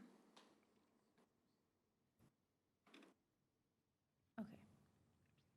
Anybody else have comments for Ms. Mata? Well, and Mayor, following order here, at what point would we have the developer be able to speak? Is it during this? I'm happy to bring them up if you guys have questions. So are you requesting that we hear from the builder? Yes. Okay. This is Roxana and Carlos. I've been working with them for a little bit over a year on this project and other projects as well, so. My name is Carlos Castañeda, 4451 Lawson Road, Mesquite. So, My name is Roxana Castañeda. okay, so again, council, this isn't for us to debate, but direct your questions to them directly, all right? So I guess we'll begin with, go ahead. So basically. You asked. I'm gonna start, so this used to be, or there's still 50-foot lots, right? So what we're trying to do is, flip them to, to make them wider, to actually fit a better house, a wider house. So I think that the way that we're trying to go is the right way to go. Oh, hey, whoa, so, I'm sorry. Yeah. So what you're saying is based on the way that our ordinances read, in order for you to get a wider house, you need to change the lot size. Yeah, because, they're 50 right now, they're 183 deep, right? So by doing it the other way, we're making them wider and shorter, So actually, the house fits better in the lot. Right. Okay. Mayrani, you asked for him to come up. Was there something specific that you wanted to ask him? Or do you want to start down at Grady and work your way back? I can go either way. Like I said, I do wonder, at any point in the conversation or on the project, have y'all considered doing a two-story home? I think that a two-story home, it'll give us more square footage, but I think it'll use less of that lot, because, like the ones on Brooks, those are 34-foot wide lots. 34-foot wide homes, but the lots are smaller, right? Those lots are 56-foot wide, I think, the ones on Brooks Lane. So I think a two-story home, it'll use less than the lot. I get it. I think you've made a valiant effort to help us on this based on our ordinances. You got more room to do what you need to do. Yes. One of the lots is gonna fit our current standards because of what you did. So I'm appreciative of that. I understand area, length times width, so I appreciate that. And I just threw that out there because one of our council members have a concern about shotgun, the ski house, I don't think they're really that long. I think, they're good proportion on the house. I think they're 34-foot wide, houses by 76. So I don't think they're really that long, Yeah, I understand. But, they're gonna look nice. So if you turn them, what was the front face? What street was the front face if you? They're gonna. It was facing Dixon, right? That's correct. They're gonna face Chapel. They're gonna face Chapel. Proposed face Chapel. Currently, they face Dixon, yes. Yes, okay. Yeah, they have legal rights to build right now facing on Dixon because of the way the lots were previously platted. Yes, yes. And so the request is to rotate them on Chapel to better fit, as Councilwoman Thomas said, it better fits their ordinances with the widths because you have just the shape of the land has a longer run on Chapel. So now, if you, a yes vote would reorient the three lots to all have the front doors on Chapel. Yeah. Are those pictures more of what they look like? We built those like that because the houses there is two-story. Yeah. And the city don't To let make those houses work on, they have to be 2 stories. You cannot really fit a 1 story on those lots, on Brooks, The Brooks lots were platted shallow. They have other problems on the Brooks lots, Yeah. so, yeah. So we worked about a year just to make one house fit on one lot, because, the way the cul-de-sac, it was hard just to fit a house on Brooks, But going back to Dixon and Chapel, the reason why, we started working and making, facing Chapel is because we can actually have a better lot than, having these narrow lots and very deep lots, Yes, So right now, I think they have a very proportioned lot, because they're a lot wider and less deep. That makes sense. So just to clarify, and I don't want to put words in your mouth, but in order for you to get the best product for the city, you felt like going to 3 lots was your best option. Yes, sir. Okay, I just want to make sure. Okay. All right. Said, Oh, did we? I'm sorry. And you requested, I'm sorry, Mayor Ronnie. I don't- Oh, okay. You gotta, okay, go ahead. I apologize. Because my fellow council member Stephanie Holmes wanted to keep both District 2 and District 3's concerns in mind. I wanted to clarify for her that that I would be in support of this item. All right, thank you. I just want to add a staff thank you to the team here. So you guys have been very kind and very patient with working with us, and I thank you very much for your time to come out today. Thank you. All right, thank you. Thank you. Thank you, Amara. This is a discuss and consider, so is there a motion on 9.1? Motion to approve item 9.1. I second. There is a motion from Andrea Reese, District 5, a second from Grady Simpson, District 2, to enter into a development agreement for Chapel Street as presented.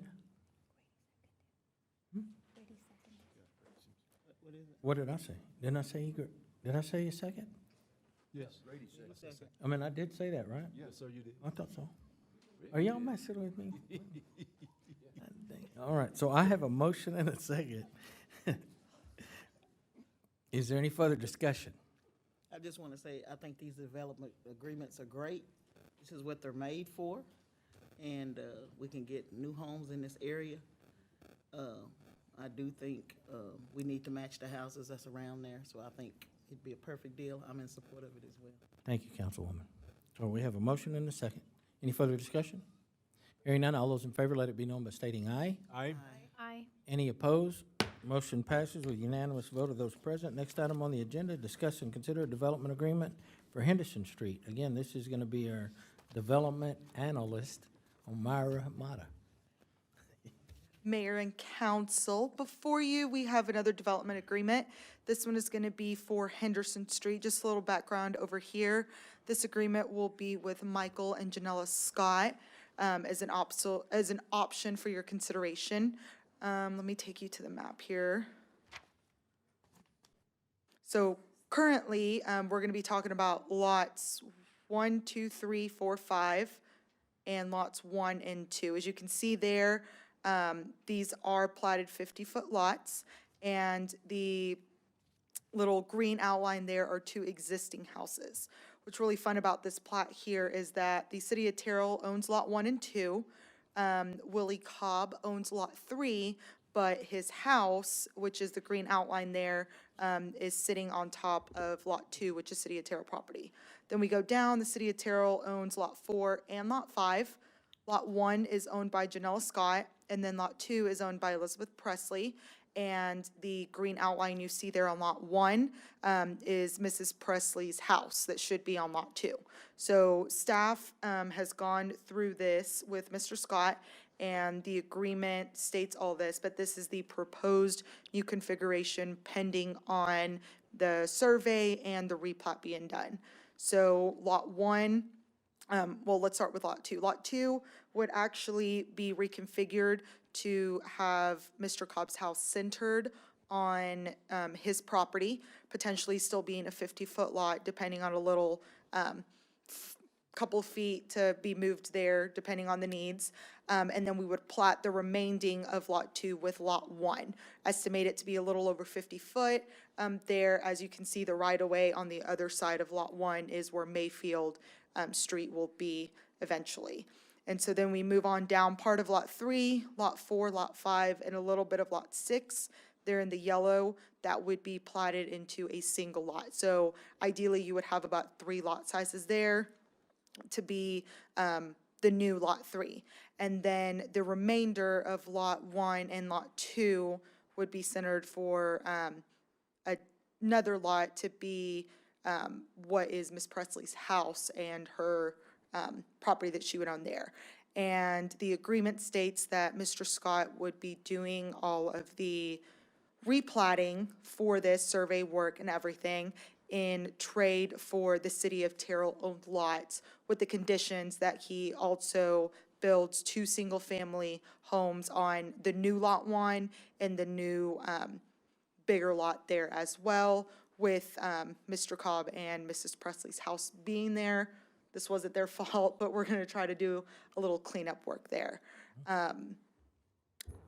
So if I might, you could look at Lot 1 and say, okay, in the future, you're going to end up having something that's going to be, and all these numbers are going to be rough, because it all depends on the on-site survey and getting agreement from the existing homeowners. Lot 1 is going to end up around 50 feet. The lot that you would currently look at where the number 4 and the number 5 are, because that's going to be combined with slivers of other lots, that's going to be a little over 100-foot lot. So you have a house centered on a little over 100-foot lot, and you have a house centered on a 50-foot lot. Those would be the 2 new houses.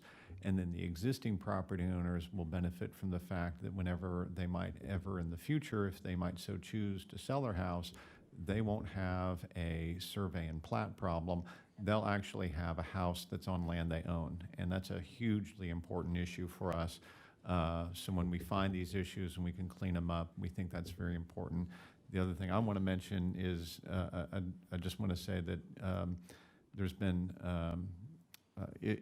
I'll put it this way, let's keep the Cobb family in our prayers. They've had some family issues, and it's going to be dutifully mindful of their family issues, that we take patience in working through this. Today's step doesn't make anybody do anything. Today's step is just allowing Mr. Henderson to have, Mr. Scott to walk through this process, which will be a lengthy process. And so there'll be patience and due respect for the current landowners as part of this process. So we're basically what we're doing is trying to do some cleanup and allow for 2 or 3 more houses. There would be 2 new single-family homes, yes, sir. Okay. And Mayor, may I also say, I reached out to Mr. Scott. He wanted to be here tonight. He let me know last minute that he got caught up in something, so he wasn't able to be here. But his intent was to be here to support this item. Now, I'm sure this is confusing and difficult to manage and work through, but we can do it. So, does anybody have any questions for Ms. Mata? On that, so that Lot 3 that's next to the Presley new lot, that is not impacted in any way on size, is it? No, ma'am. Those are Lot 3, 4, and 5 there. Actually, when I drove out there, there are 3 new homes being built there. Blake and I, the building assistant building official, went through there and made sure that their surveys actually lined up with what they were building before they continued on their work. So they're squared away, and there will be 3 new homes there. Okay, perfect. Anyone? Oh, Ready? that pretty much answered my question. Cool. Thank you. All right. Can I make a comment? Yes, ma'am. I want to commend city staff for working with these community members, and just even with Mr. Scott, because this is a difficult situation. These families been here for years, and I know these families, so I want to commend you guys for your work and to get this right and make it right. That's what we should be doing in the community. Thank you again. Yes, ma'am. Thank you for those comments. Anyone else? Thank you, Ms. Mata. Is there a motion on 9.2? Yes, Mayor, a motion to approve item 9.2. Is there a second? Second. There's a motion from Grady Simpson, District 2, a second from Stephanie Holmes Thomas, Deputy Mayor Pro Tem, District 4, to enter into a development agreement for Henderson Street. Is there any further discussion? Hearing none, all those in favor, let it be known by stating aye. Aye. Aye. Any opposed? Motion carries with unanimous vote of those present. At this time, we're going to adjourn into executive session in accordance with Section 551 of the Texas Government Code to discuss the following: Section 551.072, deliberations regarding real property; Section 551.087, deliberations regarding economic development negotiations. We are now in executive session.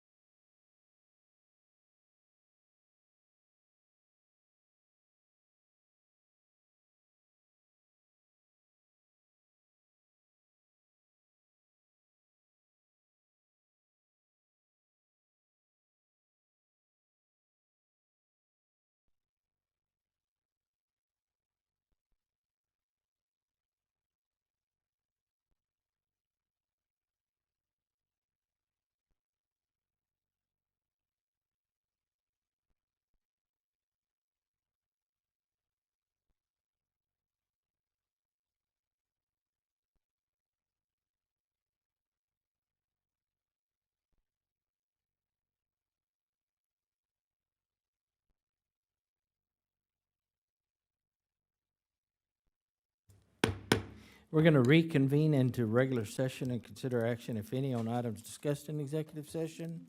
Does anyone have a motion? Hearing none, we are adjourned.